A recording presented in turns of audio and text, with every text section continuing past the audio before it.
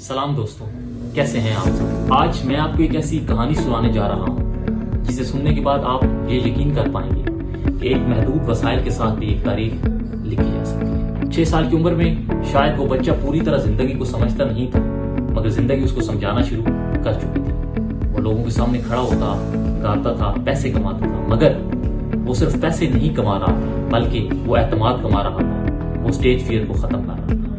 اور آخر سال 2013 ہے، the year 2013۔ اس کی کمیونٹی کے کچھ مخلص لوگوں نے اس کے والدین کو مشورہ دیا کہ this guy has the potential، اور آپ اس کی تعلیم پر توجہ دیں۔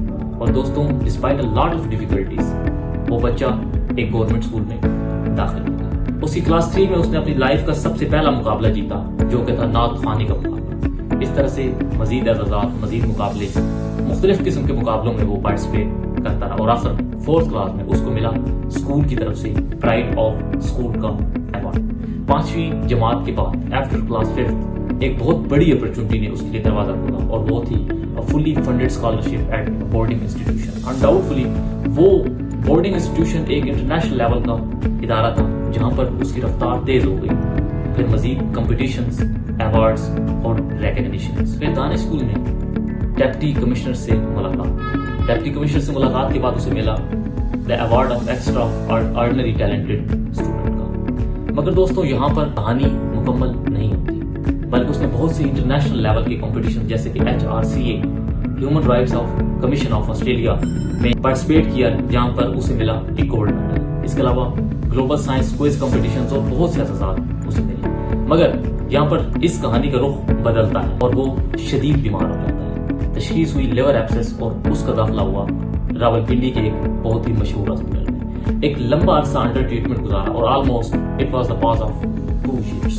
Because of a huge absence from that boarding institution, اس کو وہ ادارہ بھی چھوڑنا پڑا، اور آخر صحت یاب ہونے کے بعد وہ اپنے آبائی گاؤں واپس آیا، اور اس نے ایک گورنمنٹ اسکول میں اپنی تعلیم کا دوبارہ سے آغاز کیا۔ اب ایک نیا ماحول، نئے لوگ، ایک نئی شروعات، مگر وہی جذبہ، دوبارہ سے مقابلے، دوبارہ سے اعزازات۔ اور پھر ایک خاص لمحہ جب اس کی ملاقات ہوئی CM پنجاب مریم نواز شریف سے۔ CM پنجاب کی طرف سے اسے اعزاز کے طور پر ایک لیپ ٹاپ ملا۔ دوستوں، وہ لیپ ٹاپ محض ایک ڈیوائس نہیں تھا، بلکہ دیٹ واز ریکگنیشن۔ اس کے علاوہ اس کو پھر کیش پرائزز ملے اور بہت سے انعامات ملے۔ وہ آج بھی تعلیم حاصل کر رہا ہے، آج بھی نئے خواب دیکھ رہا ہے، آج بھی آگے بڑھنے کی کوشش کر رہا ہے۔ لیکن دوستوں، آج بھی کچھ کنفیوژنز باقی ہیں، آج بھی کچھ مقاصد ہیں جن کو پورا کرنا ابھی تک باقی ہے۔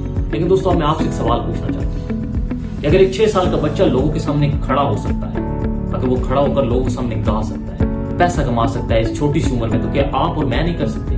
اور ایٹ دا اینڈ میں آپ کو یہ بتانا چاہوں گا کہ وہ بچہ کوئی اور نہیں تھا، وہ میں تھا۔ جی ہاں دوستوں، میں نے اپنی کمزوری کو اپنی طاقت بنایا، اپنی بیک گراؤنڈ کو اپنی لمیٹیشنز نہیں بننے دیا۔